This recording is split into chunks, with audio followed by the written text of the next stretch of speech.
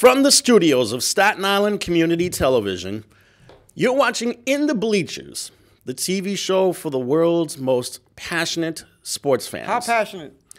So passionate that they would actually go to the airport to welcome a team home and cheer so wildly for them after beating the Steelers to clinch a playoff spot. That's what happened in Buffalo. Yep. And my name is Hector Bosa, the hardest, baddest, sexiest man on cable access TV. Still the #1 show on cable access TV, and still the sexiest man, as you can see. Not that anyone's But, counting. you know, the problem here is that when I'm here, Jimmy gets all nice excited because the Giants won. We have Eli Manning back where he's supposed to be at the helm. For at least 2 games that I know about. There's 2 games left over in the season. Quite frankly, we can't wait for the season to end for both the Giants and the Jets because this is another train wreck that we have witnessed all year. Now, here's what I heard on the radio just now, which is the guys that they picked in the draft, would you consider them failures? Would you consider them growing pains? How would you categorize them? Oh, they definitely had some growing pains, especially the kid from Georgia. He had a lot of problems trying to cover guys during the season. A lot of veteran guys he had to go up against, and those veterans took that rookie to school, let me tell you. And the kid quarterback that they drafted, Daniel Jones. In the beginning, he was impressive. In the beginning, he was very impressive. He had the hype, and because the coach hyped him up and everything, and all of a sudden, he was great in practice. Mm-hmm. He was great in the pre-games. Yep. Everybody was chanting for him. In preseason, he looked like a world beater. Right. And then the first couple of games of the regular season, he comes off the bench to replace Eli. He gets 2 crucial victories, including that comeback against the Buccaneers. That might have been the first sign that this kid really can be a good quarterback in this league. But then reality set in. They were practically manhandled by the Eagles, the Cowboys, and the Patriots, and the Bills. And then there were Then there was their chance to see what they could do in close games. They've only had, 4 close games that they've played this season. Everything else has been a complete and unmitigated disaster.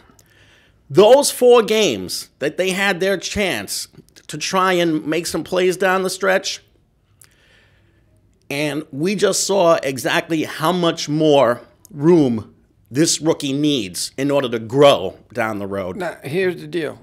Do you keep him as your quarterback? Do you draft another quarterback? Is the coach, will he still be there? He's gone. It's like a soap opera right now. I can tell you right now, Pat Shermer's gone. He is not going to be able to survive the steamrolling of things that are coming against him by the time the regular season ends in a couple of weeks.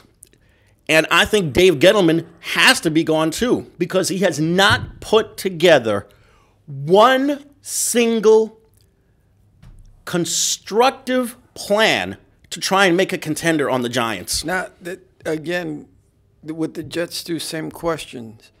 The people that they got drafted last year, this year, is it growing pains? Did they draft bums? I mean, how do you consider? They definitely did not draft any bums because if you saw what happened with the Jets earlier, they wound up having a pretty decent draft. I mean, they wound up getting Quinnen Williams from Clemson, and he was doing really well until he wound up getting hurt early in the season. So I think the kid should be given a little bit more of a long leash than anything else. The kid has a chance to be a really good player. And they didn't use Le'Veon Bell well. They didn't use Le'Veon Bell. That's the coach's fault right there. I think that's the coach's fault. That right there, that shows you. I'm wondering if this is something personal between the two. Again, remember, in the beginning, he didn't want this dude. Yeah. Because he wound up being hired after Bell was signed. Exactly. And that's why... This has to be a personal thing between the two. So this is why I'm saying, if the coach is gone from the Giants next year, do you think that they'll re-sign Eli Manning if the coach likes Eli Manning? Or do they draft another quarterback? Even though with what you say, which should be defense, defense, defense, even though they drafted good defensive players, it's just that they didn't play, they couldn't get together. But is that growing pains? That's why I was saying, is that growing pains, or is that just the coach's fault, or they played better teams, or is it all of the above? It's definitely a combination of all those things.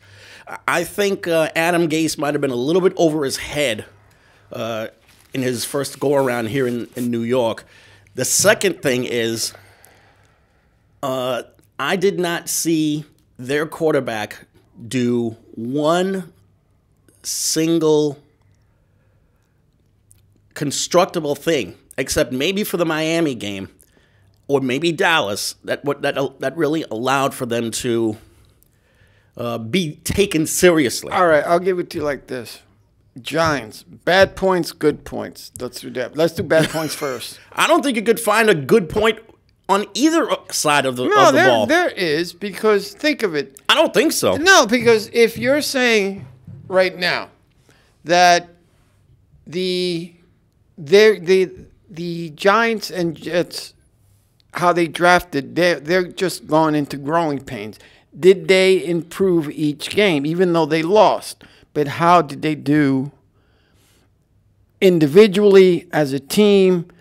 Did they do the right things even though they lost? You got to figure all that into perspective, because you get, in that case, you can't get rid of the whole team and start from scratch. Oh, that's impossible. You're going to have to keep people. So if you had to keep people, because like you said, you were talking about this gentleman that we were talking about now, and he said he's improved. So are they going in the bad points are the coach's fault. The bad points are the offensive line, the numerous amount of injuries that the Giants suffered this season. That you can't help. And the entire defense, specifically the secondary, which has now gotten significantly younger now that Janoris Jenkins has been cut. And that's another thing. Janoris Jenkins, it's about time they cut their losses with this idiot, because for one, the guy's full of himself, and for another, he lost his job when he uttered a homophobic slur at a fan on social media. Is he any good, though? There was a time when he was a really good safety back in the day. But ever since he got with the Giants, except for maybe 2016 when they made the playoffs, he's looked lost out there. He can't cover. He's being out-physicaled by other receivers. It's gotten to the point where they had to get rid of him a long time ago. And even though it only took place 3 or 4 days ago, at least they cut their losses with this guy. Well, okay, that's a good point then. All right. So, but one other good point, though, I think the Giants might have found a receiver of the future, Darius Slayton. That kid has looked so strong in these last 2 games. Quite frankly, he needed to get the ball more the second half against Philly, but they stopped going to him for some reason. And just yesterday against the Dolphins, he shredded their secondary and just looked masterful out there. I mean, he was making the right reads. He was making good cuts. And it was obvious that this kid really showed a little bit of quickness going up against that opposing secondary yesterday. So that's one good point. So what you're saying is that when they play well, you actually see a spark of life, that they actually have a team if they can play well enough. Mm-hmm. And here's another good point. You can see that there's something there. They're not all There definitely is something there. It's just a matter of execution. Okay. Execution is so critical with these guys. One dropped pass here, one fumbled snap there, one penalty here, one other gigantic mistake there. It's really going to cost them. And here's another important, very important, good point regarding the Giants. There was a Saquon Barkley sighting yesterday. He got over 100 yards from scrimmage, and he looked like his old self. This entire season, he's been battling a whole slew of injuries, and not only was he not showing the speed that we saw him show last year, he was barely getting the ball. I mean, he was right up there with Le'Veon Bell, barely getting the football. I mean, he was doing okay catching passes out of the backfield, but getting the ball, he didn't have he didn't have that burst of speed that he usually has. He was using a lot more of stutter stepping to try and beat linebackers and defensive linemen instead of just running right at the guys and trying to out-physical them. Well, you know, sometimes you have to try new things because you remember when you're, you know, a lot of people can talk, but when you're on the field, you have to think 1,000 per second right there. You got to think of 1,000 things in that second. What's he doing? How's he reading? It's just like a pitcher and a batter, everything. Any game that you have to think of, it's per second. Now, that's the comment I was saying before.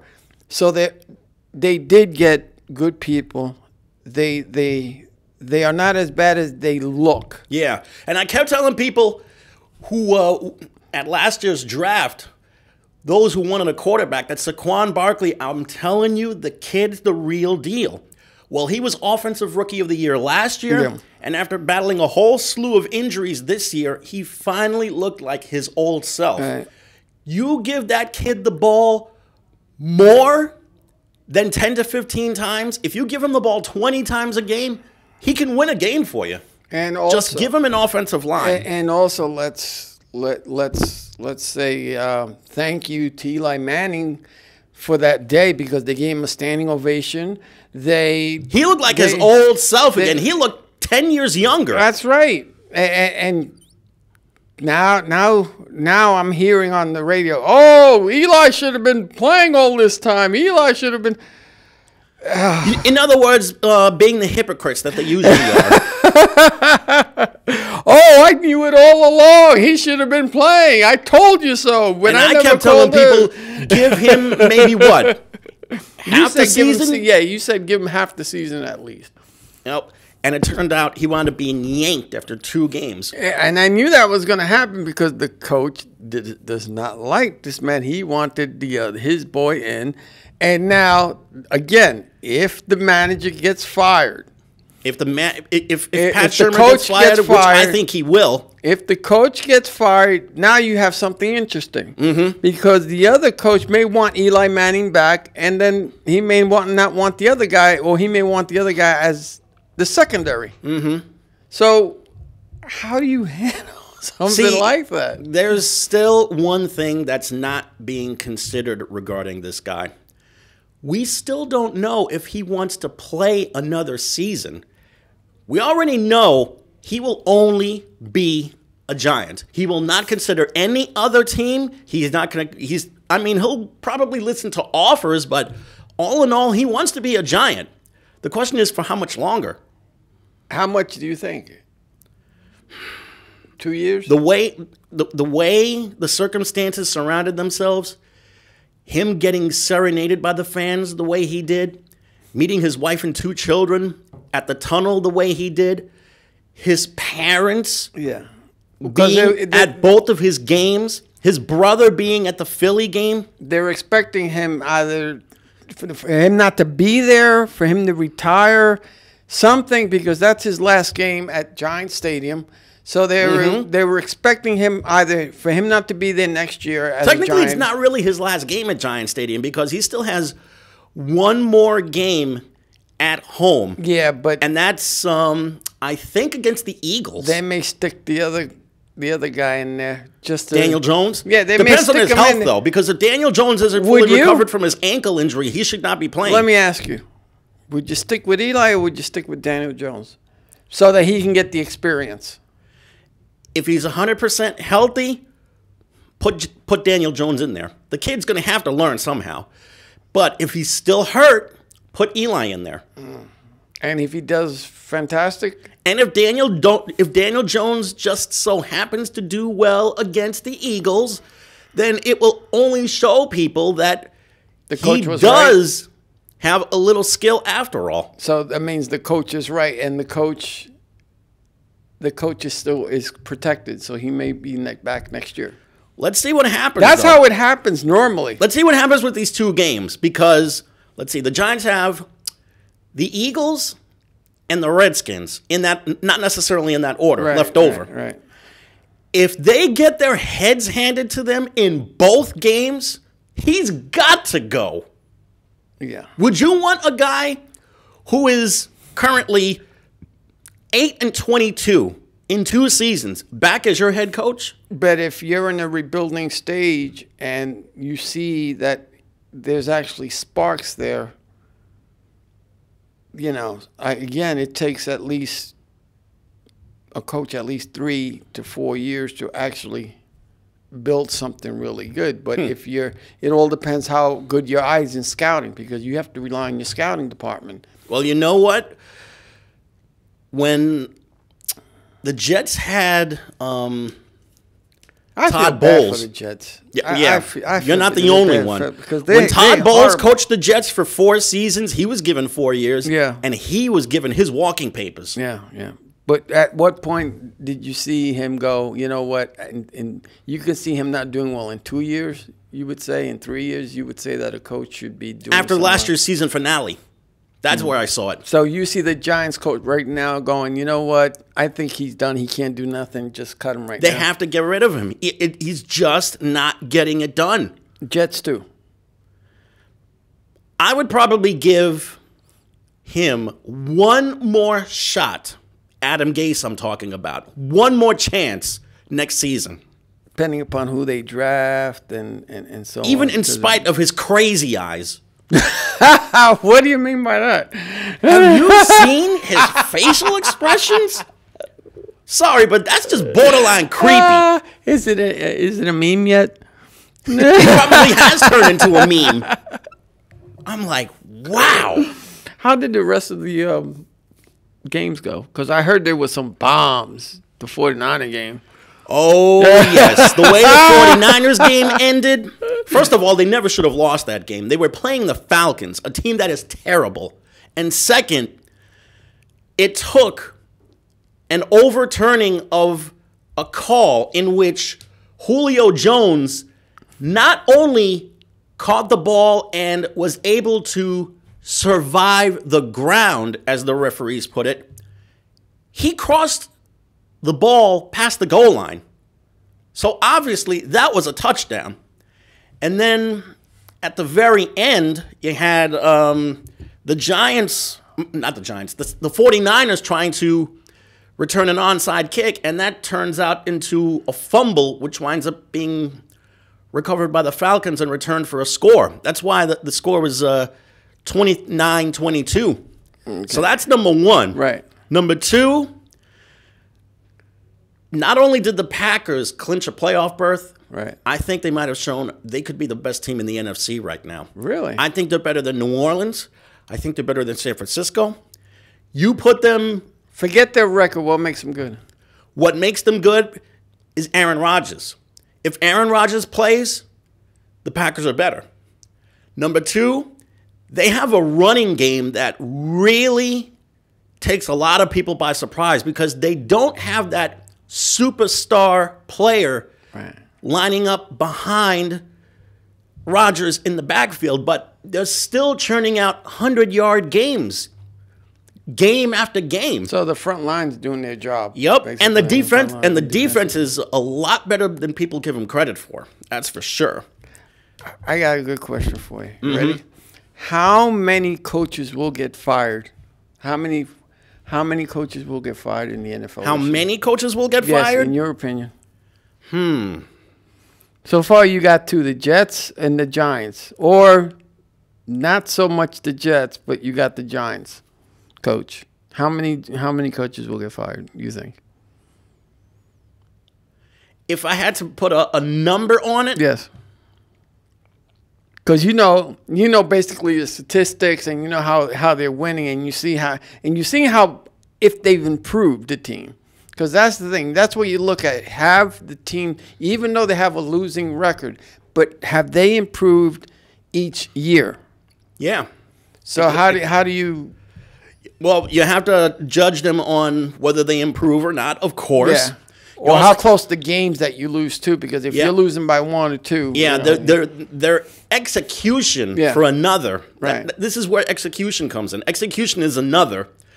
How often they get their heads handed to them. So by and if they quit while they're at it.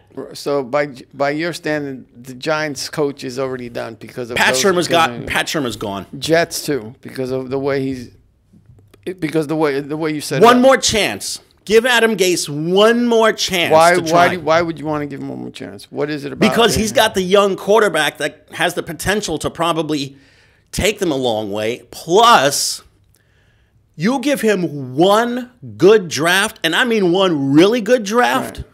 I think the Jets could be better maybe within a year or two. Okay. Anybody else? Now, as far as Cleveland? Yep. Freddie Kitchens, after all those high hopes that the Browns had going back to last year, Freddie Kitchens' job is in serious trouble. And it's not just Freddie Kitchens either. I think Anthony Lynn from San Diego is in trouble. I would even say that the guy from Denver is also in trouble too. Vic Fangio. I think that. Don't be surprised if you see, even though I've been saying that he's not going anywhere, anything can happen in this league. Don't be surprised if Jason Garrett loses his job too. He's had 10 years, practically 10 years on the job, right. And he's made the playoffs only 3 or 4 times, and he has 2 playoff wins to show for it in 10 years. You can't keep a guy who only wins 2 playoff games in a decade. So I think Jason Garrett is another guy to go. Matt Patricia from Detroit. Right. He's another guy who's on the chopping block. Dare I say Cliff Kingsbury from Arizona, even though he just got here? Because quite frankly, if he just even got after there, yesterday, don't be surprised if you see maybe his name being mentioned on the firing line. Why? If he just got here? Because he's a guy who came from Texas Tech University to be an NFL head coach. Okay. Usually, guys who come from college do not do well in the NFL. Well, except for the first 2 years. You got to. Except for maybe Paul Brown or. There are very few, far in between. Or also Don Coryell as well. Or maybe Jimmy Johnson. Jim Flores. Wasn't he?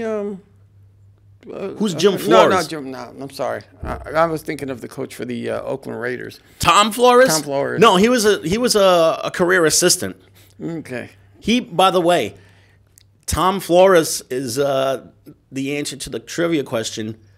The first Latino to be hired as a head coach in the NFL. Yay! Look at that. That was 1979. Look at that. And how many Hispanic people out there? And for all of the mess that the Raiders have created for themselves, they hired the first Latino, the first African American to be a head coach.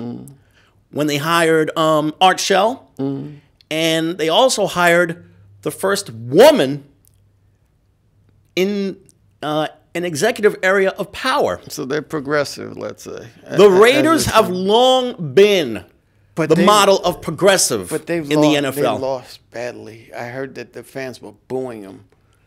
Yesterday, the Raiders lost to the Jaguars. They were booing. And Derek Carr got booed so badly. How badly? he got booed so badly, he couldn't wait to get into the tunnel and go into the locker room.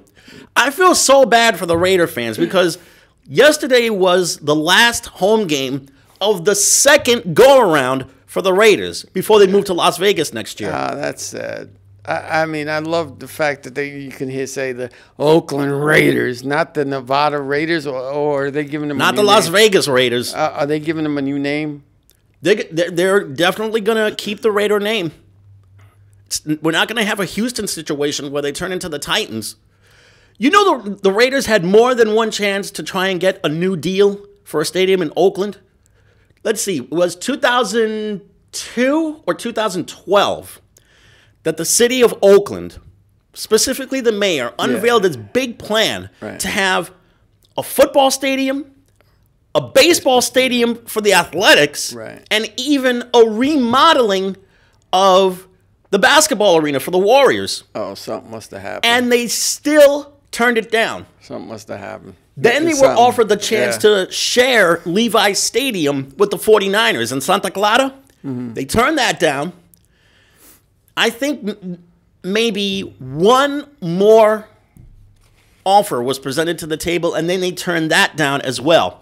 And then when the people in Las Vegas presented them with an opportunity, somehow the Raiders saw that as a sweetheart deal, and they wound up taking that. So now they're going to be moving into Vegas. There's less taxes over there. Next year. That's right. There's less taxes. There's going to be less of a money burden for the franchise. I don't know about the weather. Now let me see what kind of fans they draw in Las Vegas. They draw great crowds for the Golden Knights in hockey.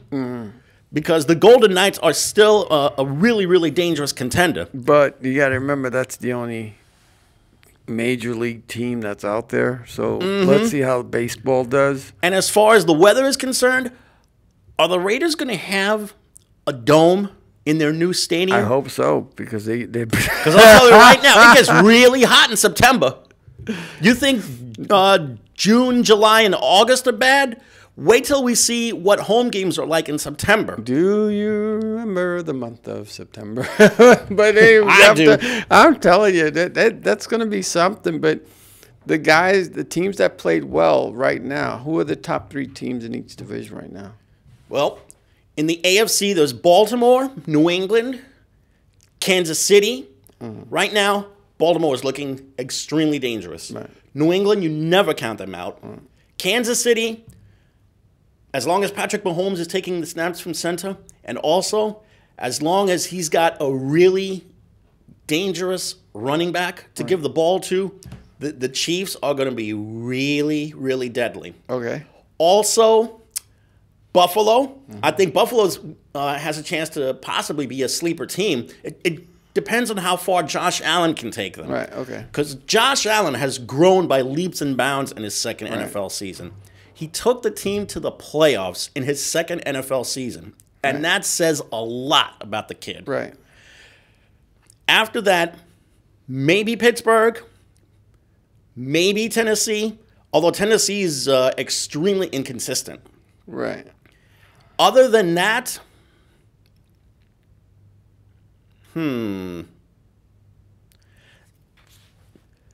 those are the teams to watch for. But we know that the Patriots already clinched a playoff berth. Right. The Ravens won the North. The Chiefs won the West. All that's left to be decided is the South. Here's another team that needs to be considered. The Houston Texans. Sleeper. Real sleeper team. If J.J. Watt returns from his injury, their defense is a lot more deadly. But if not, you can play against them. What do you think about Spygate? 2 Spygates, ladies and gentlemen. This is twice now. Houston Astros. The Houston Astros again won, get caught, and the Patriots a second time caught once again with their hand in the cookie jar. In this case, using cameras to steal signs from the Bengals. I mean, there has to be something that's got to be done. I mean, it's going to take more than just taking away draft picks or finding them just to really punish them. I mean, modern technology is great, ladies and gentlemen, but it's also a burden and a killer because back then you used to remember. Let's put it in simple terms. I used to remember, let's say, 20 phone numbers. I can't even remember 3. without using this blasted thing. So, you know, Sometimes I can't even remember 3 numbers. So you know, that's how technology has made us lazy. But it's good in some aspects too. Don't get us wrong. But Spygate with them and the Astros. Yeah, the Houston Astros situation was, especially That's the second considering time if you're a they've been Yankee caught. fan, and for this to supposedly happen against the Yankees, yeah, sometimes people wonder if they should cry foul or cry cheaters or something. But what do you do in that situation? I mean, here they are, let's say stealing the signs. They win, but they won by cheating. Okay, you get caught cheating, but you still win. Mm-hmm. It's not like you're going to take it back from them, and you can't redo the damn game. yeah, what's done is done. There's so no what do you going do? around it. So what do you do? There's going to have to be some kind of punishment that has to be brought down on the Astros. You know what the funny thing is? Sign stealing in baseball has been going on for years. Yeah, I mean, Willie Mays used to steal signs, but he would do that when he was on base trying to swipe a base. He would actually look into the dugout or look into the catcher to see what kind of sign was stolen, or he would want to steal and then relay it to his own dugout. Most base runners, good base like Ricky Henderson and Ricky Henderson stole signs too. Of course, you'll do anything to win. And when the hitter goes up, if the pitcher throws a certain way, when he's throwing a curveball, you know, if he's dropping his arm, you know, if he's throwing his, you know, he's throwing his curveball. If he's throwing this way, you know, he's throwing a fastball. So there are signs, there are tip-offs. That's why poker is so dangerous. Usually pitchers, they don't know this, but they're usually tipping their pitches as far as what the hitter is going to be swinging at next. There used to be a time where the center fielder used to pick the signs too. Mm-hmm. They probably still do. I mean, but at least they didn't do it with technology. Yeah. That's the thing. Technology is going way too far. But if they do that naturally, using their eyes, then that's one thing. But so at this point in time, how do you punish them? How do you punish the Astros? How do you punish the Patriots too? I mean, think about it. You had maybe put a suspension on the manager, give him 30, 40 games, or 10 games. You know, I mean, draft. If you keep on taking away a #1 draft pick, if you keep on losing draft choices, then your team is never going to be rebuilt. Keep in mind the draft consists of 50 rounds, so I'm sure that they'll be able to find a diamond in the rough in round number 49. That's what I'm saying. I mean, if you take the first 2 or 3 drafts and they're already in the playoffs, then all they're going to do is get low draft choices. So, you know what? There's no skin off their nose. Nope. So, what did they get last year? The coach was suspended, I think, for 3 games. Yes. The coach was suspended for 3 games, money, and I think the #1 draft choice. The first overall pick. Well, their #1 pick in the draft. Yes. Exactly. Mm-hmm. And this is the second violation. Second violation that they've committed. I don't know. Did they fess up, or was it the Houston Astros that fessed up? I think the Astros fessed up this time. That they wound up stealing signs with video, so they're going to have to own up to their mistake. They never did own up. They never, even with the football, deflate gate. That's 3. That's 3, and they won't touch them because they're the kings of football right now. Yep. That's hey, when you got juice like that. But speaking of kings of football and the evil umpire, the evil empire. Besides that coming out on the 20-something. Yeah. The New York Yankees, they've been called the evil empire once again. They suddenly have been called the evil empire after signing Garrett Cole for 9 years and $324 Now he can get out in 4. Now he can get out in 4 years. I think he can get out after the 5th year of the deal. Okay. But do you really expect him to pass up the last 4 years of his deal? Yeah. I could see it and because try and if he- renegotiate or maybe go someplace else? they've done it before. It's not like they haven't done. Was it A-Rod they did that with? Yeah. They didn't wanna A-Rod lose turned down the A-Rod. last 4 years of his deal. And they gave him more money. So, you know, it can be done. It all depends how well he pitches. Yep. Because if within, let's say, those 4 or 5 years, he wins the World Series, but let's say first 2 years he does okay, doesn't do anything. The third year he wins you the World Series, and then the fourth and fifth year he doesn't do anything. Yeah. What do? Do you resign? He's mediocre. He's 50-50. Do you sign him for a big amount? Or if he decides the guy still would have potential, and he's how old at that time? He's 29 He's now He's 29 years old. He'll be 30 next year. 35 next year. I mean, within the 5 years, he'll be 35 next year. So what do you think he has in the tank? And how many 35-year-olds are still pitching? If he decides, well, let's put it this way. If he has a dynamite year, say 20 to 25 wins, I think it's 50-50 that he opts out and either renegotiates or goes someplace else to get a deal. So the Yankees made a big splash like everybody wanted. They Everybody made that wanted. big They splash, made that big the splash. big splash that no one thought was going to happen because Garrett Cole actually wound up drawing interest from quite a few teams. Both Dodgers, the Dodgers, the California. Angels. He even got interest from a mystery team, which turned out to be the Astros. I got to drink a little bit of the bubbly. Go! Yep, that's the Ranger game. They wound up tying Nashville. So not only did the Yankees get their man, they also brought back That's good stuff. yeah, Brett Gardner on a 1-year deal. Yeah, he wanted to come back. Yeah, but Brett Gardner- losing Didi Gregorius, does that hurt the team? It definitely hurts them at shortstop. Gregorius, he was such a huge player for them in these 5 years. Considering who you have on that team, does it really hurt the team?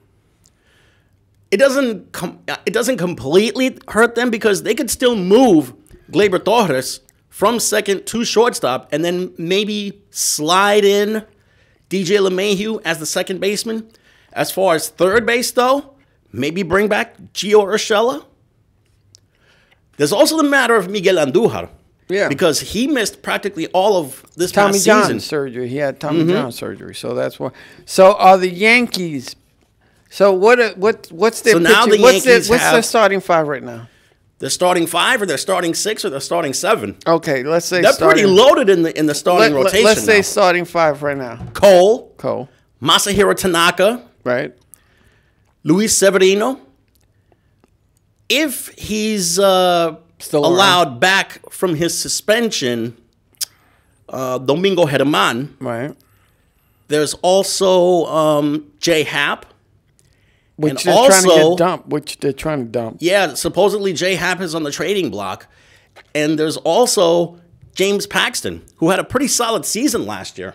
Okay, now who's their middle? The odd man out, or No, who's their bullpen? Who's the middle guys now? Well, it's practically you the got same two- you guys got that they two- had last year. You got two closers. Mm-hmm. You got two closers. Though they're trying to get that second closer from the man. Yeah, they're lusting pretty badly right now over Josh Hader of Like the the way Brewers. women lust for me. Yes, I understand. No, they never lust for Yes, you. they They're do. appalled and Yes. nauseated Oh, by you're you. just jealous. I For ain't God's jealous of sake, you. You're just I ain't jealous Just of you. talk about sports, for God's sakes. What's wrong Whatever, with man. you? Anyway. If the Yankees cut a deal for Josh Hader, that would really strengthen their bullpen quite a bit. So who's the middle? Because they need a left-handed guy in their bullpen. Who's the middle guy, though? Right now, there's Chapman. That's the end guy. There's also Chad Green, who, by all intents and purposes, had a pretty decent year. There's also,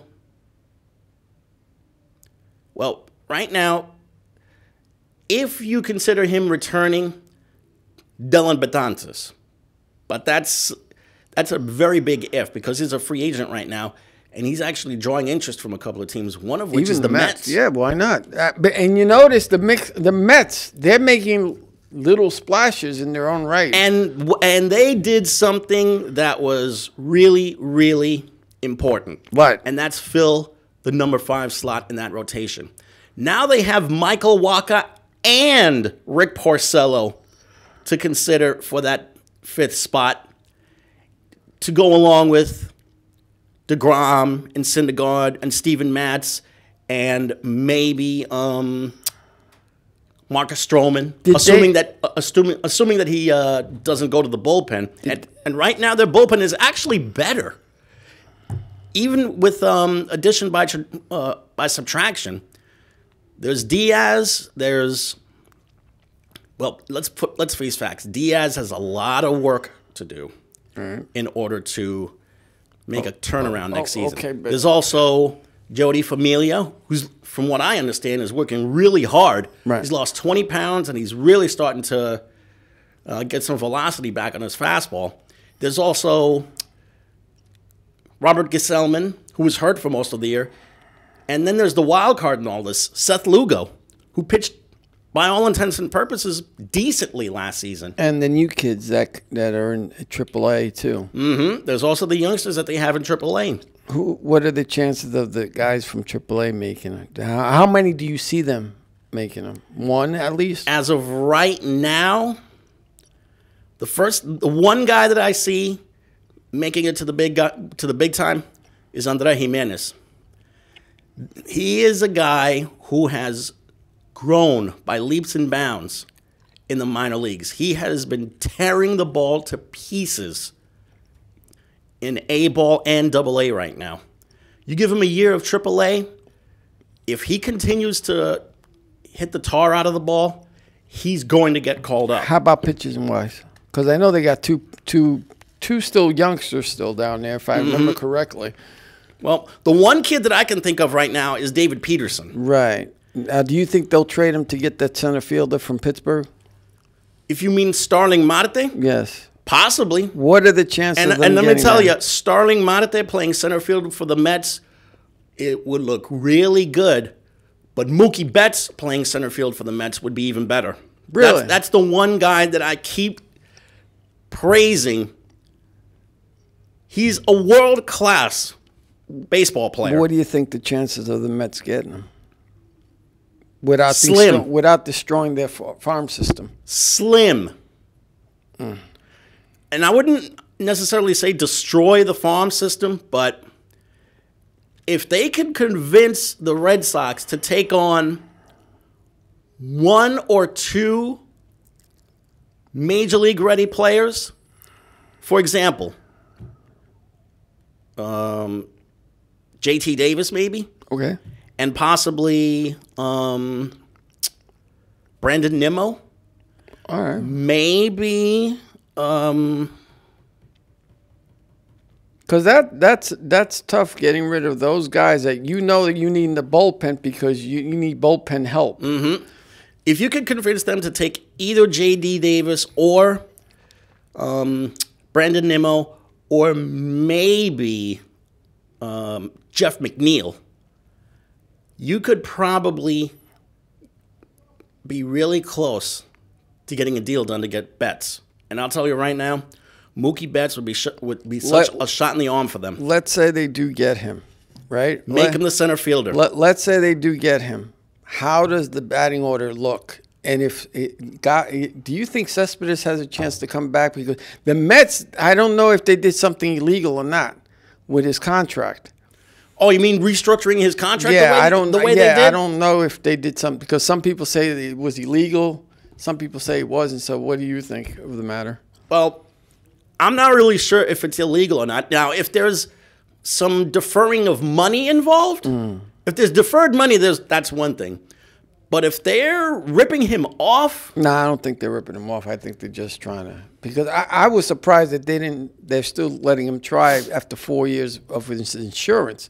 Because I thought they were just trying to get him to say, okay, enough's enough. Let's go through the insurance and let the insurance people pay you, not us now. That way we can get the money back. they still like him as a player. Yeah. first and foremost. If he comes back, he's not a bad player. If he's never been a bad player. He's been a terrific hitter. And that's I think he's a thing. little loopy sometimes, especially when he plays the outfield.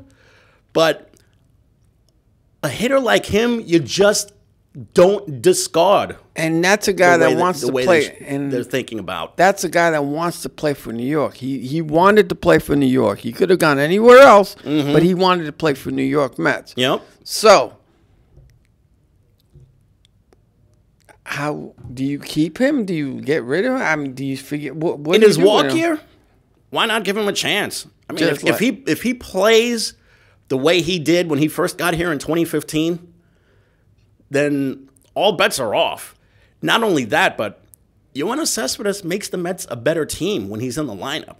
Do you trade him? He's a great run producer. He's a terrific power hitter. You just don't give up on a guy. Let's say he does well halfway.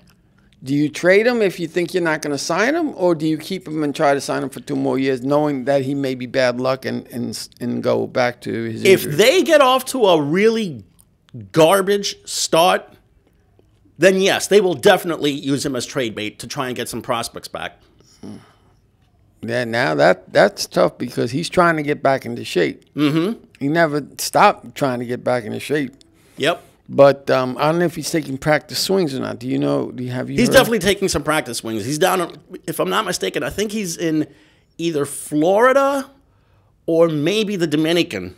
Right now, taking some practice swings. So, how many teams have made big splashes so far with the people? How many have made big splashes? So far, the Yankees. The Yankees. Madison Bumgarner finally made a big splash with an $85 million contract. That's another team that made a big splash. The Arizona Diamondbacks, giving him a 5-year deal. And he's 30.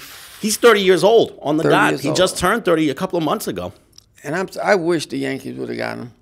That would have been fun. I mean, it would have been nice because the Yankees do need some lefties in their rotation and their pen, but I doubt Madison Bumgarner would have made his way over here. But it would have been nice because then they could, then they really would have been the evil empire because the Mets starting 5, they look fantastic on paper. They're you can win some games if you could actually produce some runs for these guys. You know, if they decided to go with a 6-man rotation, I think they would be so much stronger.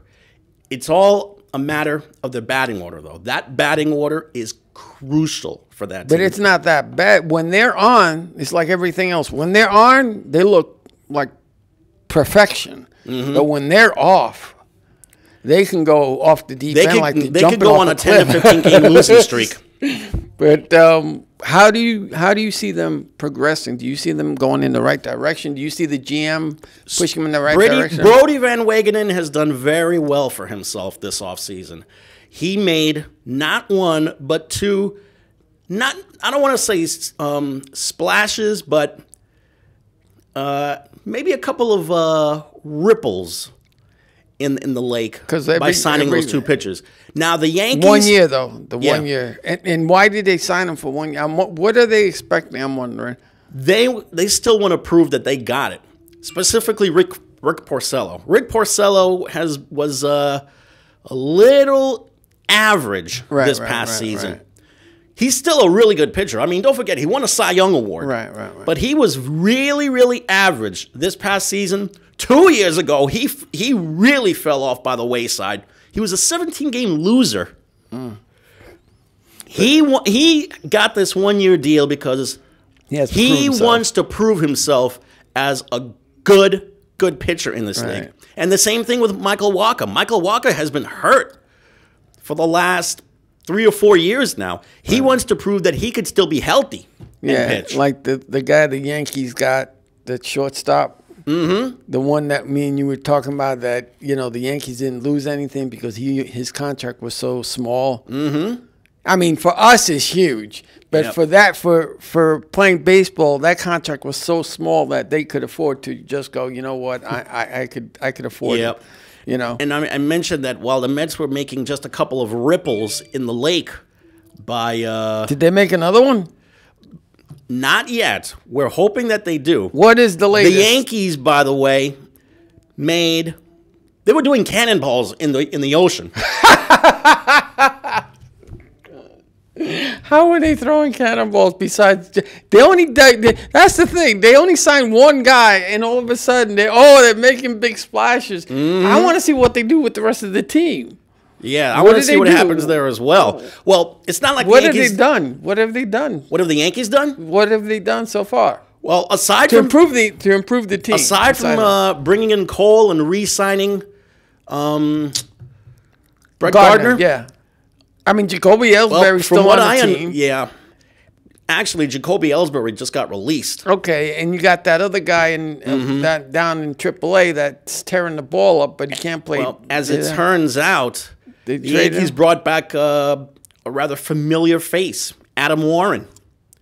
They gave him a minor league deal, but he'll have more than ample opportunity. He's a catcher. He's a pitcher. Oh, okay. Right-handed relief pitcher. Okay. And he has done very, very well for himself in his time with the Yankees. But the Yankees haven't made any other. Other than that, they have not caused a stir with anything. No pitchers, no nothing. That, mind you, that they were looking help for the bullpen, and they have done nothing so Exactly. far. So who do you think made the biggest splash, the Mets or the Yankees? By far, the Yankees made the biggest splash. Getting the best pitcher in the market, that's enough right there. Yeah, but you already have 4 of the best pitchers on your team. So did you really need? Do they really need another pitcher, or did they need? Did the Yankees need another pitcher? No, I'm talking about the Mets. I mean, if you put the Yankees and Mets together, the Mets really Mets could definitely use some more relief pitching. The That's Mets for sure. really didn't need that guy because they already have 4 starting fantastic pitchers. So if you compare them, you know, the Yankees needed that one pitcher. Yep. The Mets didn't, but the Mets need fielding and bullpen help. You know, you mentioned the Mets and also Didi Gregorius. One team that made a rather respectable slash, Philly. Not only did they sign Zach Wheeler to be one of their starters, they signed Didi Gregorius. And they got Joe Girardi. Only on 1 year. They hired Joe Girardi. This is the New York Phillies. Yeah. Well, it's close. It's only about 3 hours away anyway. So Here's another team that made a big splash. Which team? The Texas Rangers. How so? Getting Corey Kluber. One of the best pitchers in the game, a multi-time Cy Young winner, traded to the Rangers by the Indians for a set of prospects. The Brewers made a splash as well, signing Avisail Garcia, who's their new outfielder, I should say. And then they signed a lefty reliever, Brett Anderson, for a year. I'm hoping to see what the Yankees are going to do now. Will Sanchez be okay? Will they sign a backup catcher? Funny you mention that, because the Yankees have been linked to, I think, one of the catchers that the Astros have. Yeah. Oh yeah. And I think it would be a great idea to get someone to from the Astros, those damn cheaters.